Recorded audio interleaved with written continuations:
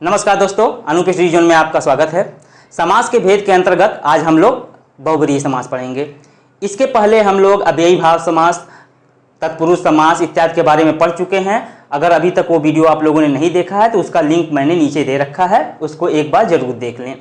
और आज जो है समास के भेद के अंतर्गत ये आज अंतिम भेद है बहुब्रीहि समास। इसको देखने के बाद जो है हम लोग का समास जो है समाप्त हो जाएगा। लेकिन इसके बाद जो सबसे महत्वपूर्ण कार्य होगा, इन जो जितना भी हम लोग समास का भेद पढ़े हैं उनसे संबंधित जितने भी प्रश्न या तो एग्जाम में आए हुए हैं और या तो जो अपवाद वाले प्रश्न हैं कि उनमें बहुब्रीहि भी होता है और तत्पुरुष भी होता है या द्विगु समास भी होता है, बहुब्रीहि भी समास भी होता है, तो ऐसे प्रश्नों का एक पूरा कलेक्शन जो होगा इसके समाप्त होने के बाद उसको हम लोग सॉल्व करेंगे। उसको जब आप लोग पहले पूरा तो चैप्टर देखिए, चैप्टर देखने से आपका जो है पूरा कॉन्सेप्ट क्लियर होगा। उसके बाद जब हम लोग उन प्रश्नों को कर लेंगे तो समास से संबंधित जितनी भी समस्या हैं वो आपकी सॉल्व हो जाएगी।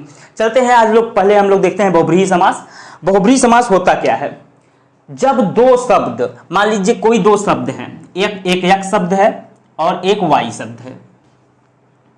जब दोनों शब्द मिलने के बाद किसी तीसरे शब्द की विशेषता बताने लगे, तीसरे शब्द का विशेषण बन जाए, यानी कोई मान लीजिए तीसरा शब्द है जेट।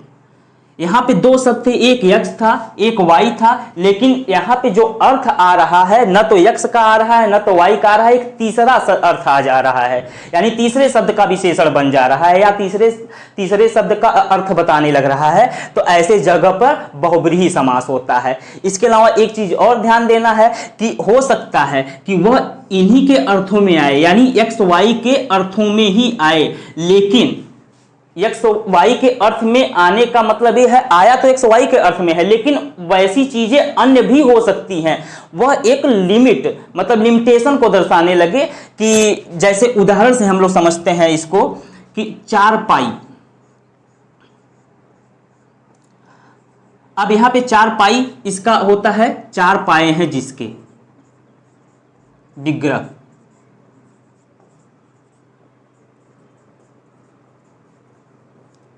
और यह किस अर्थ में प्रयोग किया जाता है? खाट के।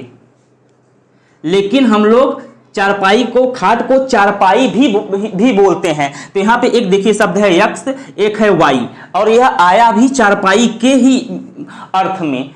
तो लेकिन चारपाई, अब चार पाया क्या होता है? चार पाया कुर्सी के भी होते हैं, चार पाया मेज के भी होते हैं, लेकिन क्या हम उनको चारपाई बोल सकते हैं? नहीं, चारपाई सिर्फ खाट को ही बोल सकते हैं। तो ऐसे पे जहां पे एक मतलब अर्थ आए, एक्स और वाई के ही दोनों शब्द आ जाए, प्रयोग हो जाए, लेकिन वह एक लिमिट अर्थ में हो, यानी सीमित अर्थ में हो, यहाँ पे सिर्फ वह चारपाई के लिए ही प्रयोग होता है, यानी खाट के लिए ही प्रयोग होता है। तो ऐसे शब्द में क्या समास होता है? बहुब्रीहि समास होता है। और या तो फिर तीसरा अर्थ देने लगे, तीसरे शब्द का विशेषण बन जाए। जैसे उदाहरण हम लोग लेते हैं दशानन। दशानन का विग्रह क्या होगा? 10 हैं आनन जिसके, यानी 10 हैं मुख जिसके।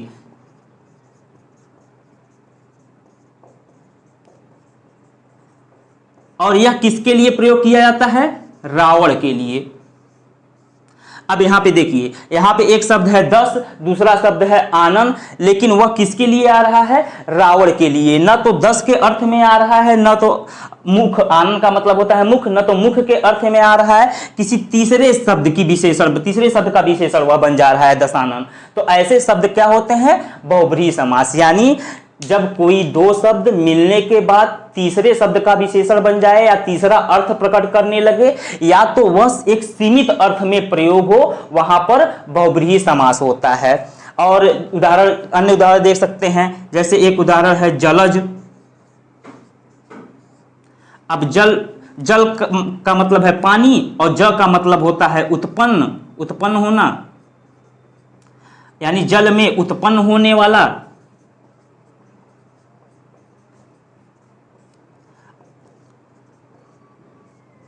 अब जल में तो कई चीज उत्पन्न हो सकते हैं, जैसे जल में शंख भी उत्पन्न होता है, जल में कमल भी उत्पन्न होता है, जल में मछली भी उत्पन्न होती है। लेकिन जलज किसके लिए आता है? जलज शब्द सिर्फ आता है कमल के लिए।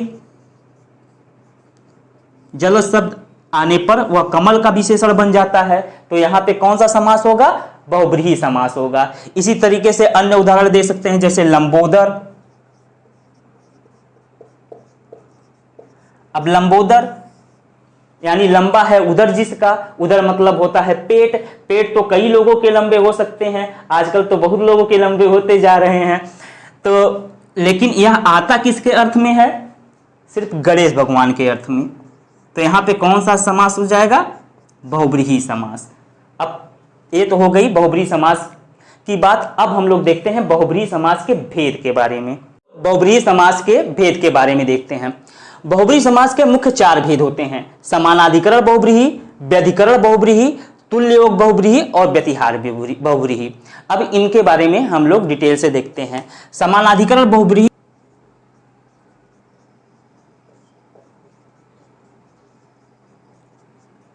और व्यधिकरण में असमान विभक्ति।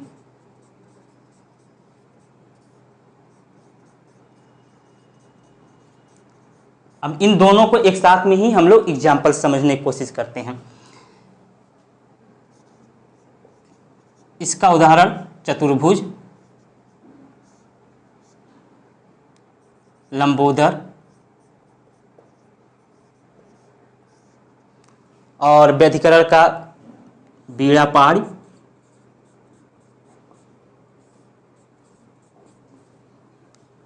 चंद्रमौली,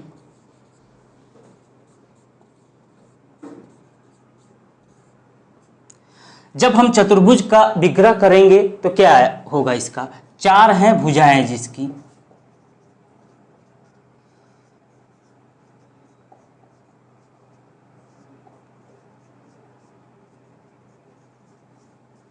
लंबोदर का लंबा है उदर जिसका।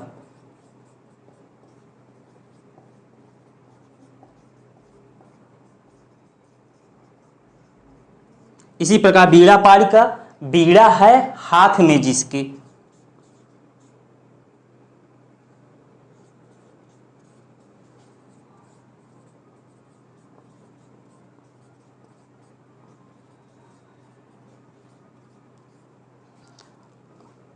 चंद्र है मौली पर जिसके।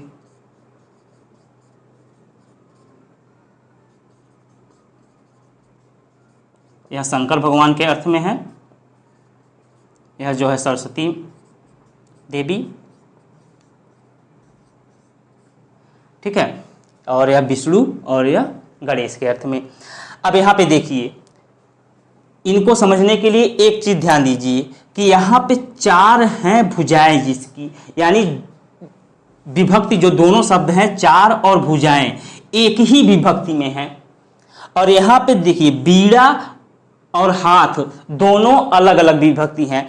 अब इन दोनों में अंतर और एक चीज स्पष्ट करिए कि यहाँ पे देखेंगे कि पहला शब्द जो है वह दूसरे शब्द की विशेषता बता रहा है। लंबा जो शब्द है वो उदर की विशेषता बता रहा है, यानी समानाधिकरण जो बहुब्रीहि होता है उसमें विशेष विशेषण का एक तरीके का भाव निहित रहता है, जबकि यहाँ पे बीड़ा जो है हाथ की विशेषता नहीं बता रहा है, बीड़ा हाथ में है। यह भी अंतर आप इसको समझ सकते हैं कि बीड़ा हाथ में है जिसके। और दूसरा देखेंगे यहाँ पे जो है अधिकरण विभक्ति आ रहा है, इसमें भी अधिकरण विभक्ति आ रही है।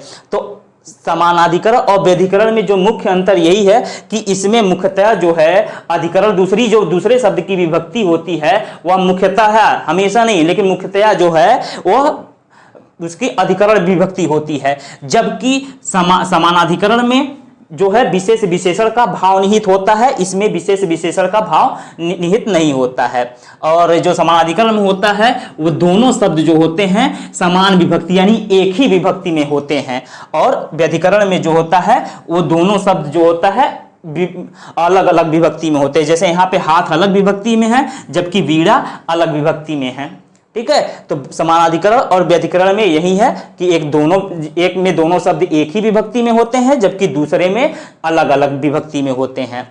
अब देखते हैं तुल्य योग। तुल्य योग बहुब्रीहि में क्या होता है कि पहला जो शब्द होता है वह शब्द सह या साथ के अर्थ में आता है। सह यानी साथ, के अर्थ में आता है, पहला शब्द जो होता है। उदाहरण के लिए हम लोग देखते हैं सपरिवार। जब इसका हम लोग विग्रह करेंगे तो इसका विग्रह क्या होगा, परिवार के साथ है जो।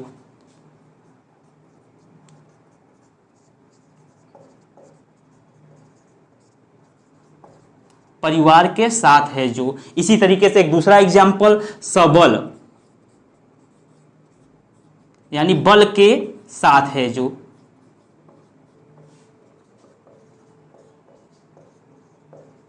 यहां पे देखिए पहला शब्द जो स आया हुआ है वह किस अर्थ में आया हुआ है, स जो है वह साथ के अर्थ में आया हुआ है। यानी जब दो शब्दों में पहला शब्द जो है वह सह या साथ के अर्थ में आए तब वहां पे तुल्ययोग बहुव्रीहि होता है। और नेक्स्ट है व्यतिहार। व्यतिहार में क्या होता है, जब घात प्रतिघात जैसे शब्दों का सूचना मिले, घात प्रतिघात जैसे शब्द सूचक हों उसमें, तो वहां पे व्यतिहार बहुव्रीहि होता है। घात प्रतिघात का मतलब जैसे एग्जाम्पल से समझते हैं, मुक्का मुक्की।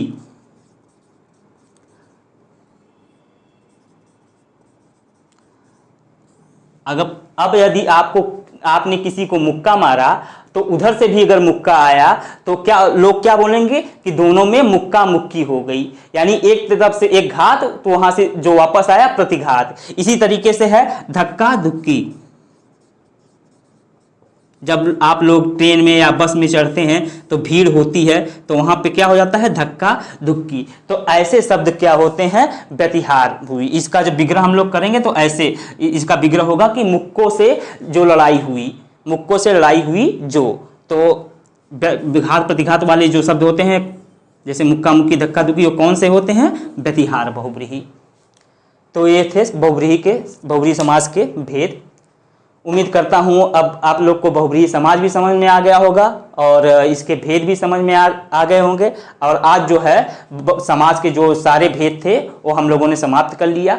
अब जो मेन हम लोग का काम बचा है कि इनसे संबंधित जो महत्वपूर्ण प्रश्न हैं उन पे चर्चा करना, और नेक्स्ट क्लास जो होगा वह इसी पे आधारित होगा। तो इसको अगर आप लोगों ने अभी तक पूरे समाज का भेद नहीं देखा है तो एक बार उसको जरूर देख लें, क्योंकि उसको देखने के बाद जब हम लोग प्रश्न सॉल्व करेंगे तो ज़्यादा समझ में आता है। और देखने के बाद कई कंफ्यूजन भी आपको होंगे। तो जो कंफ्यूजन होगा तो जब प्रश्न करते करते समय और उस कंफ्यूजन को दूर किया जाएगा तो आपको फिर जब समझ में आ जाएगा तो फिर जिंदगी भर नहीं भूलेगा। तो एक बार आप लोग अगर पूरा वीडियो नहीं देखे हो समाज का तो एक तरफ पूरा समाज का वीडियो देख डालिए, उसके बाद प्रश्न को सॉल्व करिए। सारी आपकी जो जितनी भी समाज से संबंधित समस्या हो, चाहे जो भी आप एग्जाम देंगे, चाहे UPSC का, चाहे UPSC का, चाहे RO, एक भी प्रश्न उसमें अगर इसको करने के बाद, क्लास देखने के बाद अगर प्रश्न कर लेंगे तो आपका छूटने नहीं पाएगा। और अगर वीडियो पसंद आई है तो लाइक जरूर करें और शेयर ज़्यादा से ज़्यादा करें, जिससे हम लोग का भी जो है मनोबल बढ़ा रहे। और अगर अभी तक चैनल को सब्सक्राइब नहीं किया है तो चैनल को सब्सक्राइब कर लें और बेल आइकन दबा दें, जिससे जो भी वीडियो बने उसका नोटिफिकेशन सबसे पहले आप तक पहुंचे। मिलते हैं नेक्स्ट वीडियो में, तब तक के लिए धन्यवाद। जय हिंद।